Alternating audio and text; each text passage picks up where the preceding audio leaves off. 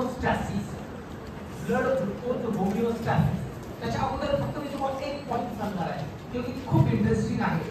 म्हणजे काय, म्हणजे if we take glucose orally, आता यात एक केस आहे, तुम्ही जर ग्लुकोज ओरली घेतला एक केस आहे, आणि दुसरी केस अशी आहे व्हेन वी टेक ग्लुकोज इंट्राव्हेनसली. एक तुम्ही ओरली घेतला आणि दुसरा इंट्राव्हेनसली ग्लुकोज घेतलेला आहे, तर त्याची इफेक्ट काय होणार, म्हणजे इन्सुलिन मॅक्सिमम सिक्रेशन कुठल्या ग्लुकोज वरती होणार. Maximum insulin secretion will be through the oral glucose Uptake. Oral glucose Uptake म्हणजे मी असं म्हणतो, तुम्ही 100 ग्राम किंवा 1 चमचा तुम्ही जर साखर घेतली ओरली आणि इंजेक्टेड, तर मॅक्सिमम इन्सुलिन सिक्रेशन कधी होणार, तर मॅक्सिमम इन्सुलिन सिक्रेशन हे ज्यावेळेस तुम्ही ओरली घेता त्यावेळेस होणार. याचा अर्थ असा आहे की something in the gastrointestinal system which is responsible to enhance the insulin secretion, and that something is known as incretin. त्याला आपण incretins म्हणतो. These are the incretin hormones. Incretin is a type of hormone which is responsible to enhance the insulin secretion from the beta cell. म्हणजे तुम्हाला diabetic patient जर manage करायचं असेल तर फक्त इन्सुलिन जे आहे देऊन चालणार नाही, तर इन्सुलिनचं सिक्रेशन कोण वाढवते, इन्सुलिनचं सिक्रेशन कोण वाढवते ते सुद्धा आपल्याला द्यावं लागतं. त्याच्यासाठी आहे इन्क्रेटिन्स आहे. तर इन्क्रेटिन्सचे टाइप्स आहेत. Incretins it is GLP-1, incretin GIP and GLP-1 असे 2 इन्क्रेटिन्स आहेत जेणेकरून आपण डायबेटिक पेशंट मध्ये असे ड्रग्स देतो त्याच्यामध्ये GIP आहे आणि GLP-1 आहे. तुम्ही म्हणा सर हे आहे काय, हे आहे तुमच्या गॅस्ट्रोइंटेस्टाइनल सिस्टीम मध्ये जे काही न्यूरो एंडोक्राइन सेल्स आहेत. This neuro endocrine cell is responsible to secrete GIP and GLP-1.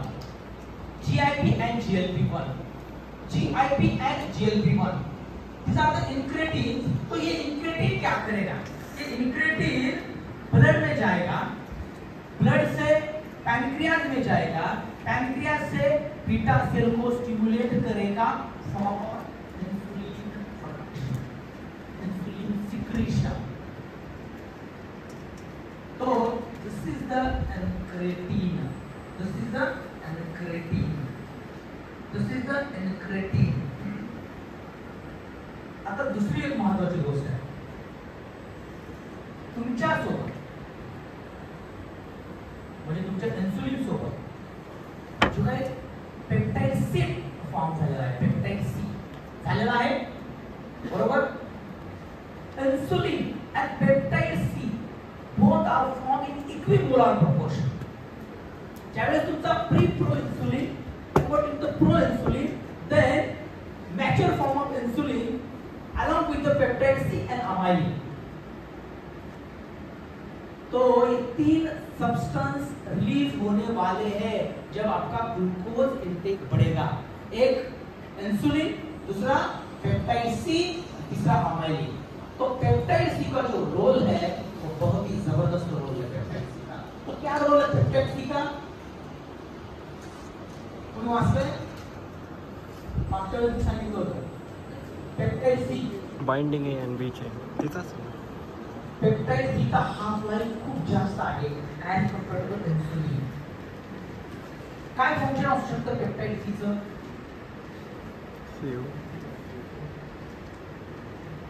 Anyone? हां अरे हां त्याच्यामध्ये काय असते?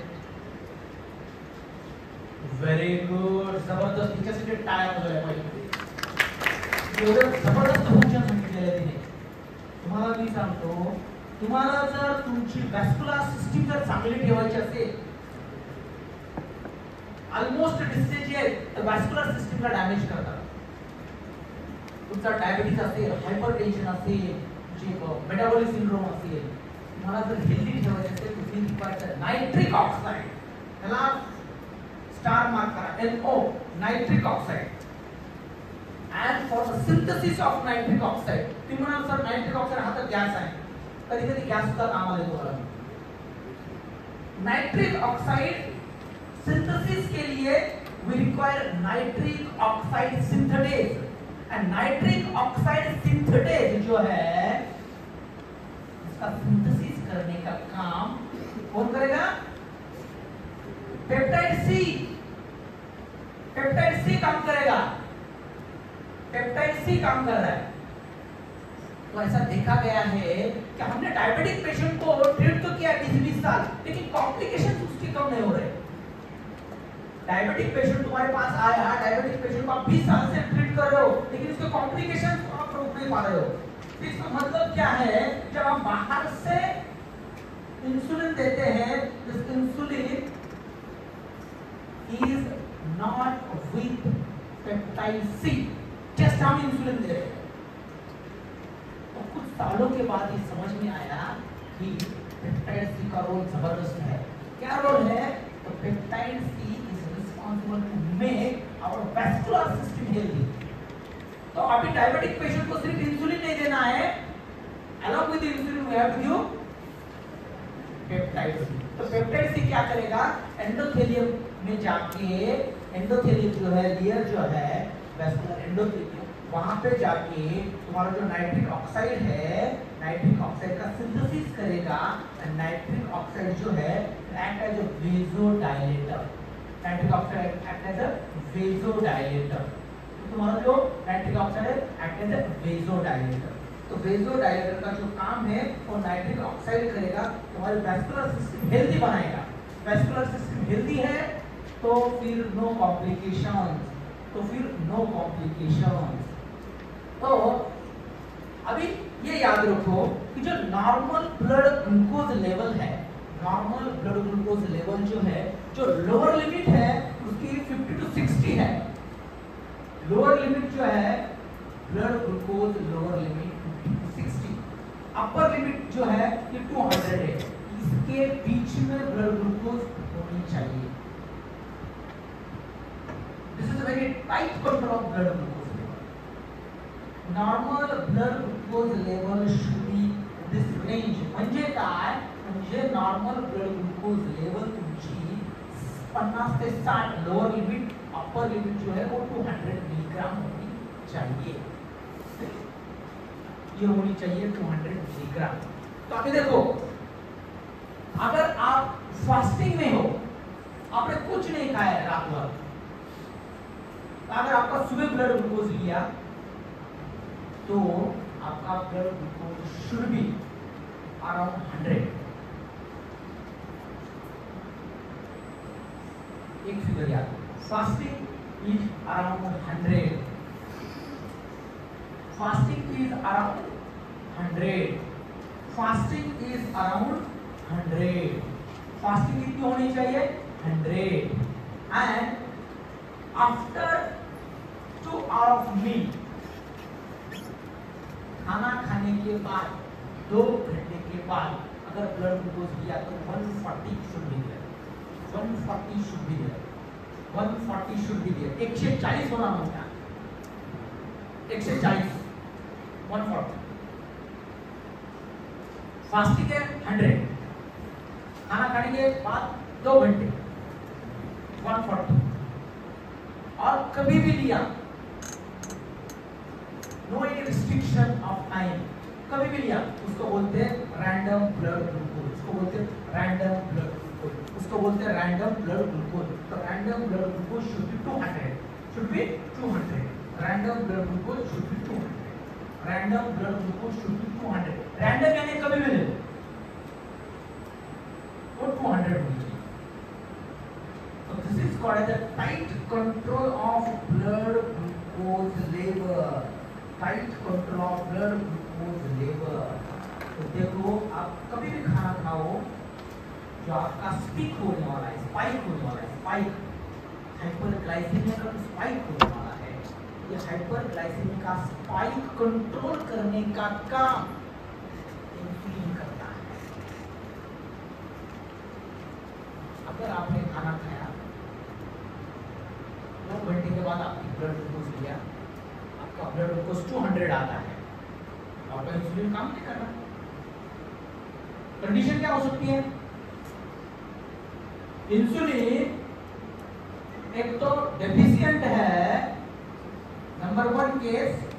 दूसरी केस ऐसी है कि इंसुलिन है लेकिन काम नहीं करता। तो जो डेफिशिएंट है उसको बोलते हैं टाइप 1 डायबिटीज।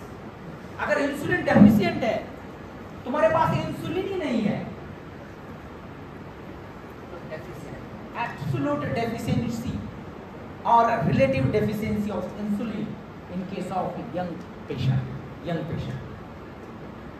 म्हणजे ज्यांचं वय 20 वर्ष 25 वर्षापर्यंत आहे अशी लोक.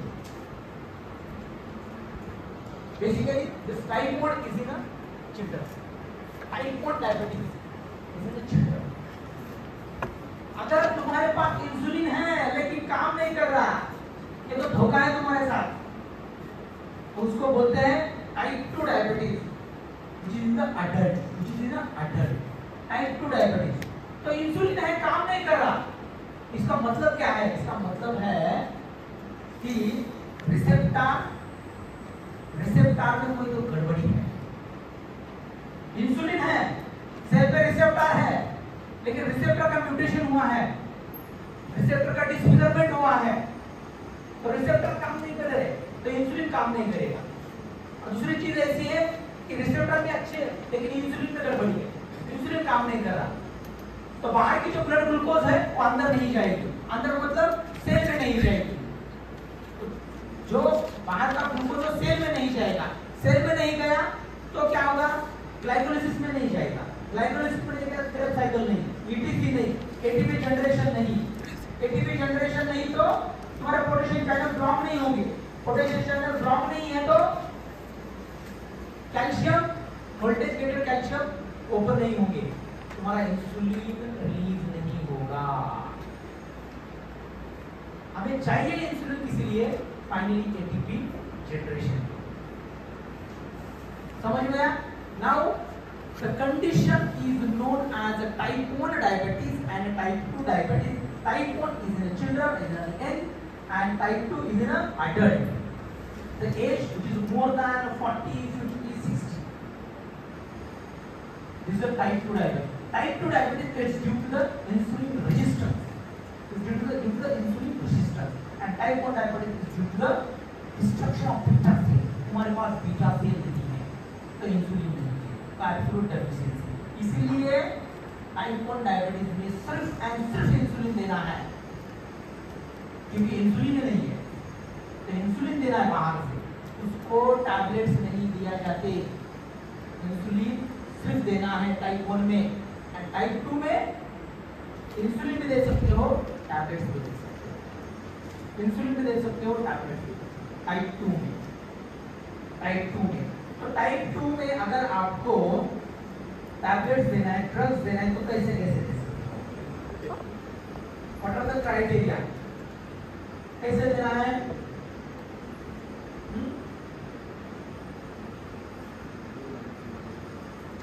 यस. तो पहले तो हमें ब्लड ग्लूकोज देखना है, डायग्नोस्टिक करना, डायग्नोसिस ब्लड ग्लूकोज देखना है. तो ब्लड ग्लूकोज देखा आपने, फास्टिंग वगैरह देखा, पोस्टप्रांडियल देखा, रैंडम देखा. Along with this, we have to confirm diabetes by using a specific test known as HbA1c. HbA1c. HB म्हणजे हिमोग्लोबिन A1c. ठीक है? तो HbA1c. तर तुम्हाला जर लेबल लावायचं असेल, तुम्हाला HbA1c पाहिजे. आणि जर HbA1c मोर देन 6.5 असेल तो उसका काम तमाम हो गया है. लाइफ टाइम वो मरेगा घुट घुट के. उसको डायबिटीज में नॉन क्यूरेबल है. तो आपका रोल क्या है फिर? आप तो एप्रन पहन के बैठे हो, स्टेथोस्कोप है, आपका रोल क्या है? नॉन क्यूरेबल है वो. आपको सिर्फ तसल्ली देना है पेशेंट को. कम होगा तब होगा। पेशेंट एक दिन आके बोले डॉक्टर साहब आपने तो बोला था कम होगा लेकिन कम नहीं। तो फिर तुम्हारा रोल क्या है मेडिकल का? कुछ ऐसा करो हाँ तो इसको क्यूरेबल बनाओ, डायबिटीज को क्यूरेबल बनाओ। लेकिन अभी तक diabetes is non curable disease and it is a progressive derangement of blood glucose level. धीरे धीरे आपके सिस्टम को डैमेज करेगा, आपके वैस्कुलर सिस्टम को डैमेज करेगा, किडनी को डैमेज करेगा, ब्रेन को डैमेज करेगा, रेटिना को डैमेज करेगा। धीरे धीरे 20 साल में तो उसका काम करवाना हो जाएगा, वो एमआई से चला जाएगा इस दुनिया से। मायोकार्डियल इंफार्क्शन नहीं भी गया तो उसको कुछ दिखेगा नहीं, रेटिना पे इफेक्ट होगा, किडनी डैमेज होगी। ये कुछ भी नहीं हुआ तो उसको पैरालिसिस का अटैक आया, stroke, brain stroke, cerebrovascular accident. इसीलिए उसको बनाना है ड्यूरेबल। तो आपके हाथ में है, आपके हाथ में कैसे है? थोड़ा रिसर्च करो क्या कर सकते हैं बीटा सेल को, बीटा सेल का फंक्शन बढ़ाने के लिए क्या कर सकते हो बीटा सेल का फंक्शन बढ़ाने के लिए। सांगा तो तुम्ही मला क्या कर सकते हो बीटा सेल का फंक्शन हमें बढ़ाना है।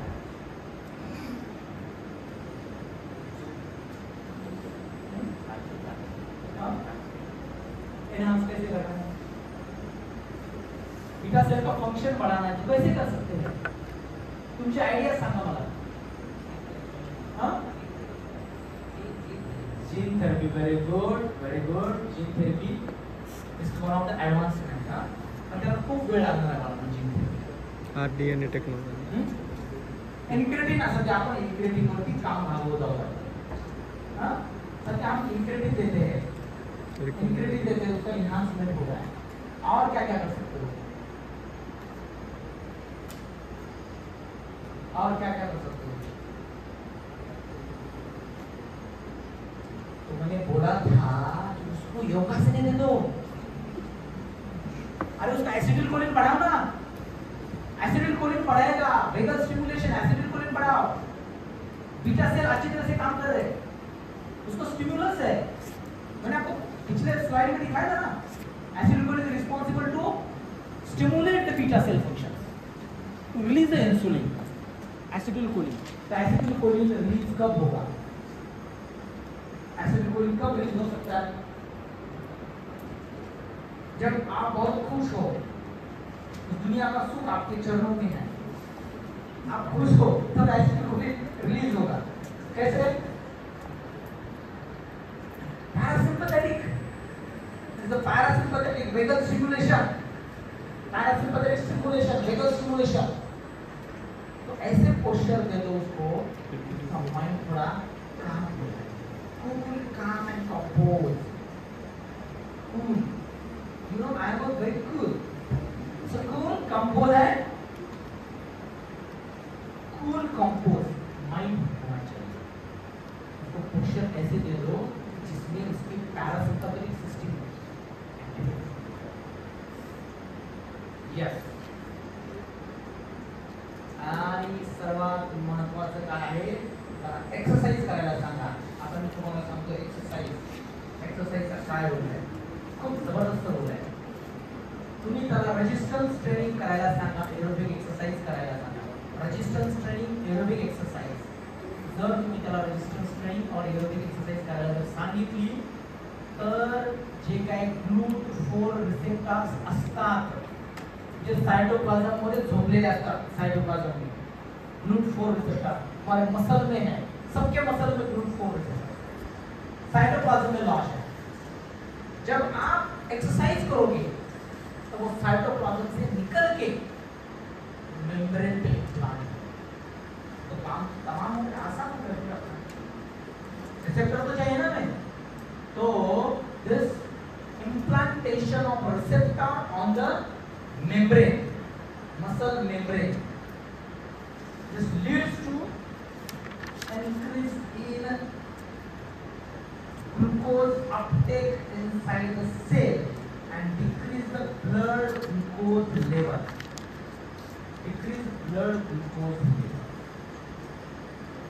आलं लक्षामध्ये? पक्का? आता तुम्ही म्हणाल सर हे भरपूर झालं, आता थोडं ड्रग्स बद्दल माहिती सांगा. फार्माकोथेरपी. तो फार्माकोथेरपी कहाँ दे सकते हैं? फार्माकोथेरपी ड्रग्स देने हैं. एक तो मैंने बोला इंक्रेटिन को बढ़ाना है, GLP-1, GIP इसको बढ़ाना है, वो ड्रग्स है. और क्या दे सकते हैं? Sorry, sulphonyl urea. वो क्या करेगा सल्फोनिल यूरिया?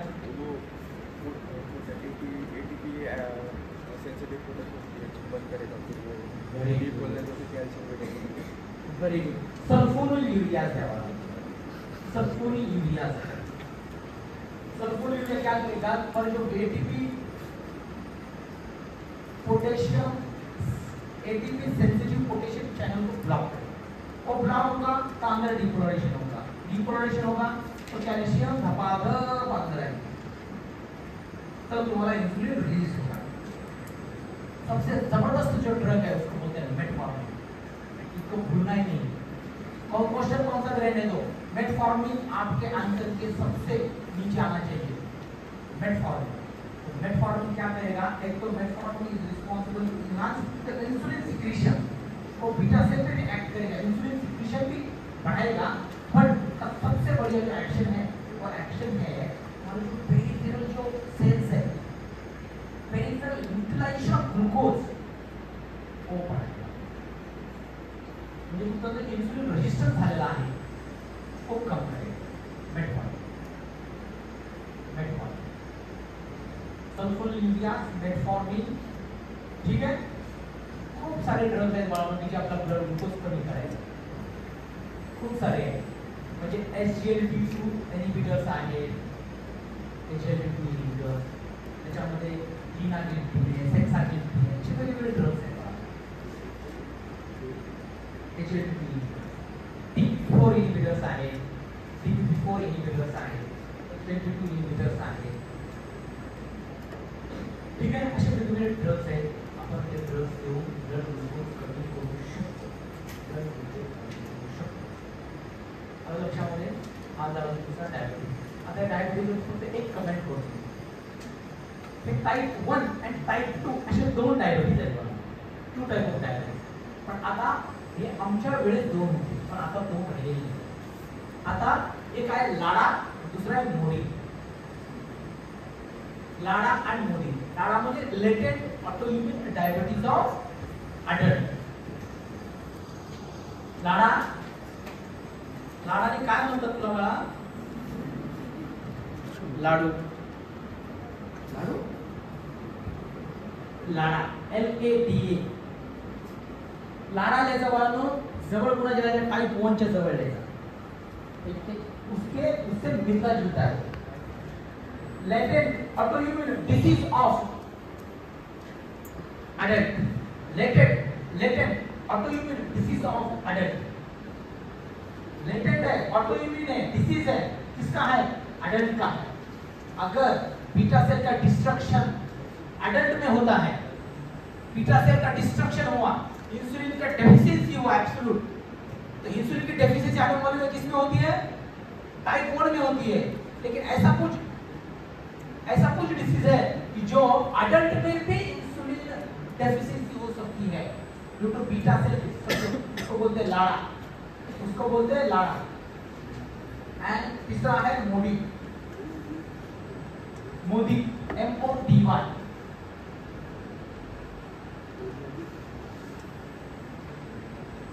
तो maturity onset diabetes of young. अगर आप अडल्ट हो, maturity onset diabetes of young. Children में अगर इंसुलिन रेजिस्टेंस हुआ, उसको बोलते हैं मोदी साहब. इसको क्या बोलेंगे? मोदी जी. मोदी की गारंटी है. मोदी की गारंटी है हर न्यूज़पेपर पे अपने माननीय मोदी जी.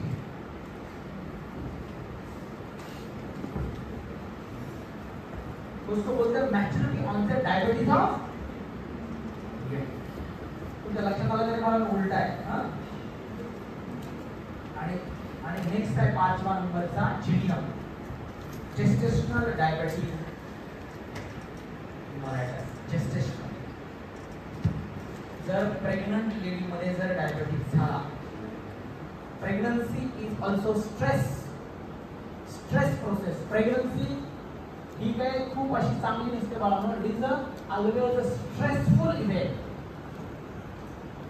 तुमचे सर्वच मेटाबॉलिक ऍक्टिव्हिटी वाढतात हार्मोन्स वाढतात आणि त्याच्यामध्ये तुमचा थायरॉइड वाढतो इन्सुलिन वाढतो ग्लुकोज अपटेक वाढतो ग्रोथ हार्मोन वाढतो आणि याच्यामुळे डायबिटीज होण्याचा धोका असतो अशा काही लेडीज आहेत बाळांनो आता की ज्यांच्यामध्ये प्रेग्नन्सी मध्ये डायबिटीज होतो आणि प्रेग्नन्सी संपली तर डायबिटीज गायब होतो त्याला म्हणायचं जीडीएम जेस्टेशनल डायबिटीज त्याला म्हणायचं जेस्टेशनल डायबिटीज त्याला म्हणायचं जेस्टेशनल डायबिटीज त्याला म्हणायचं जेस्टेशनल डायबिटीज जेस्टेशनल डायबिटीज अभी ये मोटा मोटा आपको समझ में आया है फार्माकोथेरेपी पहले ट्रीटमेंट है लाइफस्टाइल मॉडिफिकेशन सेकंड में ट्रीटमेंट में फार्माकोथेरेपी ये देना है आता मला तुम्ही एक प्रश्नाचं उत्तर द्या ब्लड ग्लूकोज हम इस नैरो रेंज में कंट्रोल कर रहे हैं तो ऐसे कुछ हार्मोन हैं जो हाइपरग्लाइसीमिया प्रिवेंट करेंगे and there are some hormones which prevent hypoglycaemia can you enumerate the names anyone नाव सांगायचे की जे हायपरग्लायसिमिया प्रिव्हेंट करणार आहे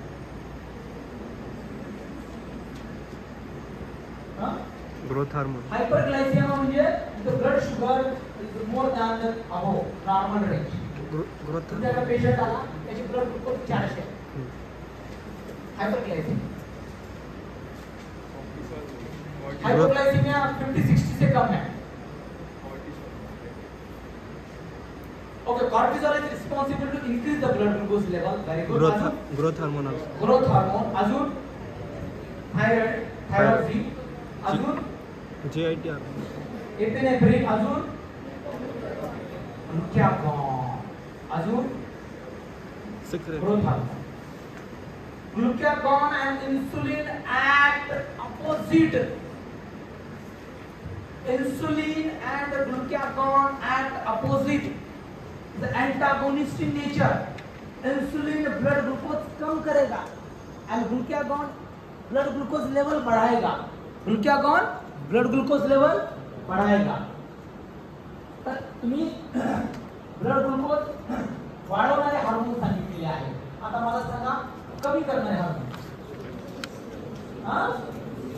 कुठला इन्सुलिन अजून कुठला असू शकते नहीं वाला ग्रोथ हार्मोन वाढवतो फिर ग्लूकोज कमी करना है ना ग्लूकोज कम करने वाले चाहिए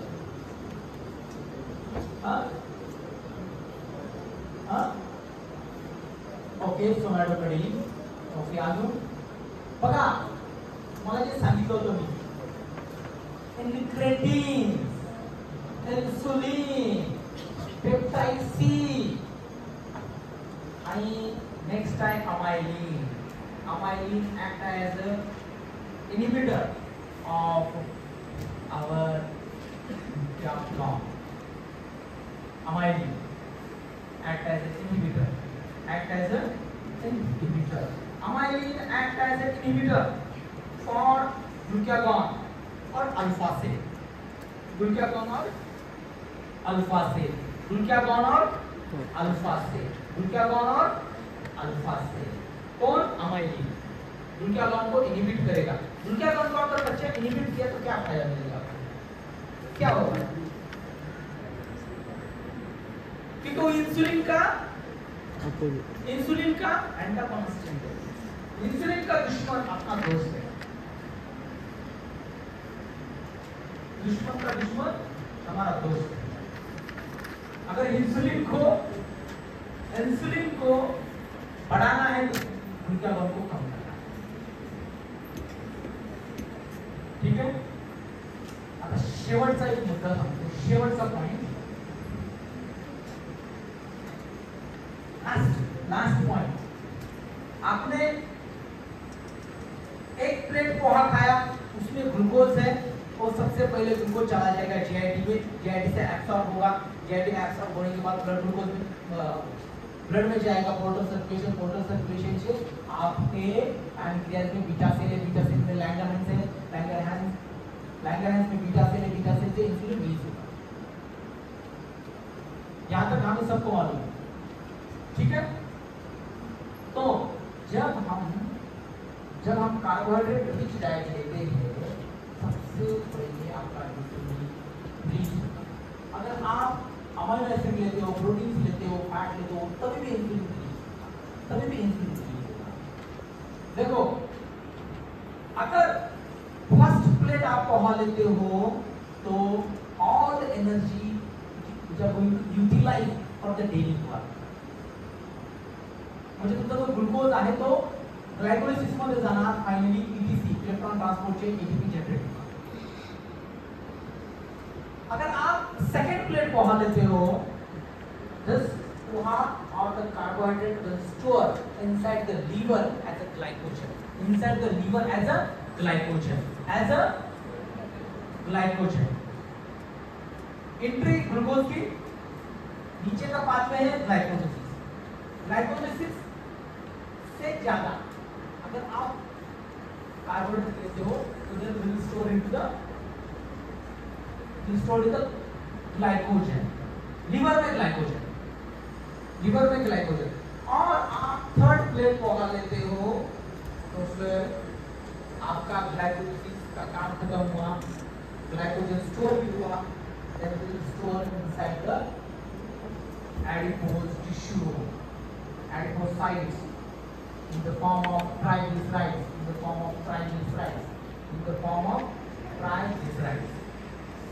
तर आता तुम्हाला खूप महत्त्वाचा पॉईंट सांगणार आहे, तुम्हाला जगामध्ये कुणी शिकवणार नाही, जगामध्ये किती चॅनल्स तर सोडूनच द्या, ऑनलाईन तर सोडूनच द्या. तर बघा, तुमचा जर फॅट तुम्ही असंच करत राहिला, first plate, second plate, third plate, requirements के ऊपर अगर आप डाइट लेते हो, आपका एनर्जी इम्बैलेंस होता है.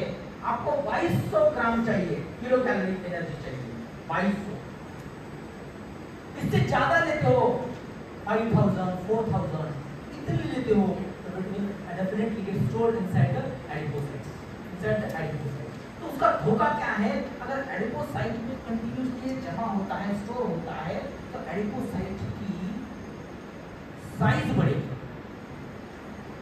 उसकी हाइपरट्रॉफी होगी. एंड एडिपोसाइट हाइपरट्रॉफी होती है तो क्रॉनिकली आपका वेट बढ़ेगा,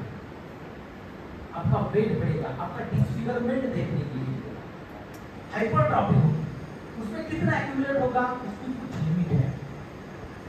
अभी देखो, जब ये लिमिट क्रॉस होगा, each adipocyte is responsible to release inflammatory mediators.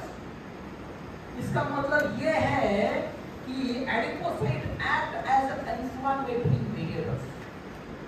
तो एडिपोसाइट जो है वो इंफ्लेमेटरी मीडिएटर्स रिलीज करेगी. जब इंफ्लेमेटरी मीडिएटर्स रिलीज होंगे तब आपके वैस्कुलर एंडोथेलियम को डैमेज करेंगे.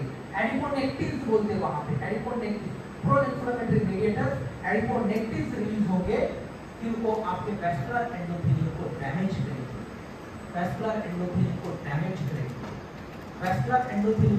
करेंगे. Number 1 case. नंबर 2 केस, आपका ब्लड ग्लूकोज बढ़ा है तो ब्लड ग्लूकोज जो है, ब्लड ग्लूकोज आपके वेसल में चला जाएगा, तो फिर आपको जो ब्लड की विस्कोसिटी है, जो इंक्रीज है, ब्लड की विस्कोसिटी इंक्रीज होती है तो क्या होगा, चांसेस ऑफ कोएगुलेशन, तो कोएगुलेशन के चांसेस बढ़ेंगे, तो थ्रोम्बोस के फॉर्मेशन की चांसेस बढ़ेंगे, कोएगुलेशन के चांसेस बढ़ेंगे, थ्रोम्बोस के चांसेस बढ़ेंगे. दो चीजें, एक इंफ्लेमेटरी मीडिएटर्स, दूसरा pro coagulant stage due to hyperglycemia. So this will leads to देखो दो चीजें मैंने बताई आपको, एक coagulant state बढ़ेगी, दूसरा inflammatory mediators बढ़ रहे हैं. Inflammatory mediators responsible for insulin resistance. जितना ज्यादा आपके पास फैट है उतना इंसुलिन का काम कम होगा. ये इंसुलिन जो है फैट का कंटेंट ज्यादा है आपके पास तो इंसुलिन काम करना कम करेगा. इसको बोलते हैं इंसुलिन रेजिस्टेंस. तो इंसुलिन रेजिस्टेंस आप बहुत बार सुनते हैं. क्या है इंसुलिन रेजिस्टेंस? आपके पास इंसुलिन है लेकिन आपका जो बॉडी फैट कंटेंट ज्यादा है तो इंसुलिन का काम धीमा होगा. तो insulin not allow the glucose inside. जो पहले 100 मॉलिक्यूल्स अंदर जाते थे अभी 50 मॉलिक्यूल चाहिए. This called insulin resistance. This is called as insulin resistance. तीसरी कंडीशन ये है जब आपका vascular endothelium chronically under the stress will leads to the increase in the blood pressure.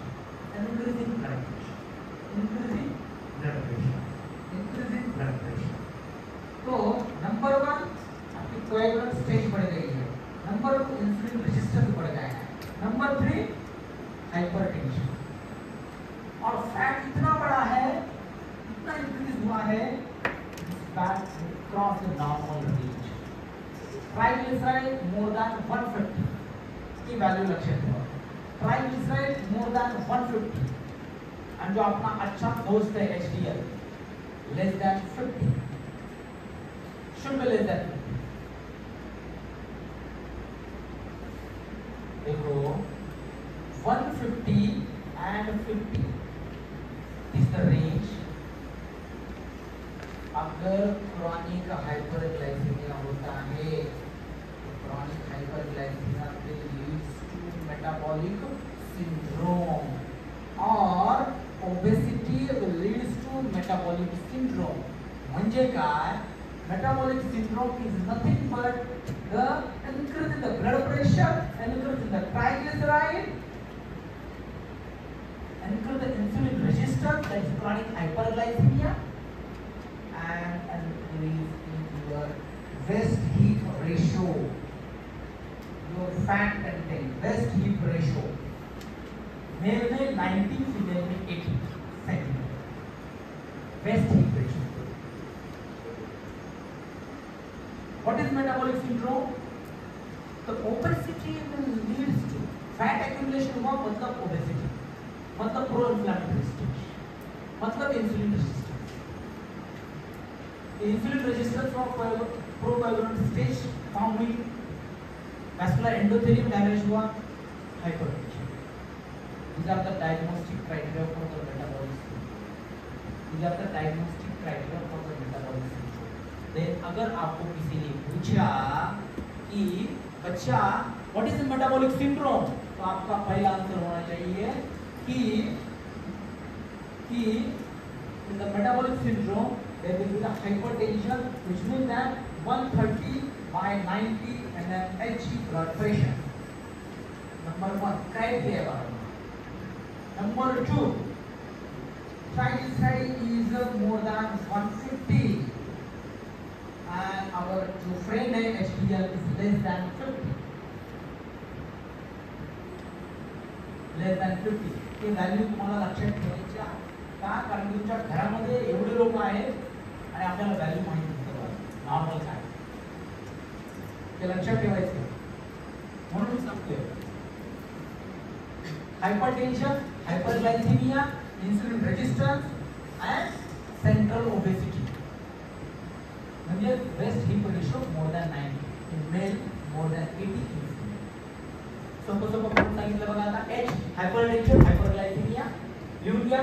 Hypertension, hyperglycaemia, hypertension, hyperglycaemia, hypertension, hyperglycaemia, insulin resistance and central obesity. Insulin resistance and central obesity, इसमें से कौन से 3 हैं? 3 parameters हैं, 3 parameters. then we can label as metabolic syndrome. We can label as metabolic syndrome. म्हणजे बघा बाळांनो, obesity जर झाली, obesity when the BMI is more than 30 or 35, obese, type 1, type 2, morbid obesity, the BMI is more than 40. तुम्ही आता घरी गेलेला एवढंच काम करा, तुमचा BMI कॅल्क्युलेट करा. जर तुमचा BMI जर 18.5 to 25 च्या मध्ये नसेल तर तुम्ही कामाला लागा. तुमची लाईफ एक्सपेक्टन्सी कमी होऊ शकते. तुमच्या आयुष्यामध्ये 10 वर्ष कमी होऊ शकतात. तर तो तुमचा BMI जर मोर दॅन 30 असेल, व्हेरी अलार्मिंग सिच्युएशन. कारण की ज्यांचा BMI मोर दॅन 30 आहे त्याच्यामध्ये इन्सुलिन रेजिस्टन्स डेव्हलप होतं. BMI मोर दॅन 30 म्हणजे काय? म्हणजे फॅट जास्त आहे. फॅट जास्त आहे म्हणजे इन्सुलिन रेजिस्टन्स. इन्सुलिन रेजिस्टन्स म्हणजे काय? हायपरग्लायसेमिया. हायपरग्लायसेमिया म्हणजे काय? Hypertension, procoagulation state, endothelial damage, and aggregation is called as metabolic syndrome. Metabolic syndrome, very dangerous. 50% of our population suffer from this metabolic syndrome. रफली असं बोललं जातं की 50% लोकांमध्ये हे मेटाबॉलिक सिंड्रोमचे केसेस आहेत. 50% म्हणजे तुम्ही विचार करा, 100 मध्ये 50 म्हणजे आपली स्टुडंटची स्ट्रेंथ किती आहे? 150. 150 आहे ना, त्याच्यापैकी 75 बाहेर जाणार. एवढं डेंजरस आहे. तुमच्यापैकी कितीतरी लोकांचा BMI हा जास्त आहे बघा.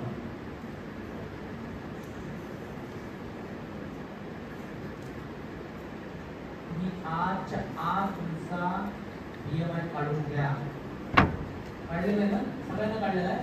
कुणाचा 30 पेक्षा जास्त आहे? प्रामाणिकपणे हात वरती करा. एवढे तर कोणी नाही, त्यांचं सर्वांना 30 पेक्षा कमी आहे. नक्की तसं असेल तर खूप चांगलं बाळ. 30 पेक्षा जर कमी असेल, मला लक्षामध्ये इथपर्यंत. आता जर तुम्हाला क्वेश्चन आला ओबेसिटीवरती तर हे असंच सिंड्रोम खूप उतरले. मेटाबॉलिक सिंड्रोम असेल, ओबेसिटी असेल, आणि डायबिटीज असेल, टाईप 1 असेल, टाईप 2 असेल, लाडाले संपोळी, लाडामुळे हे तो इलियम येतो. येता येईल. त्याच्यानंतर काय तुमचं काय याच्यानंतर लेक्चर का बस का? तुम्हाला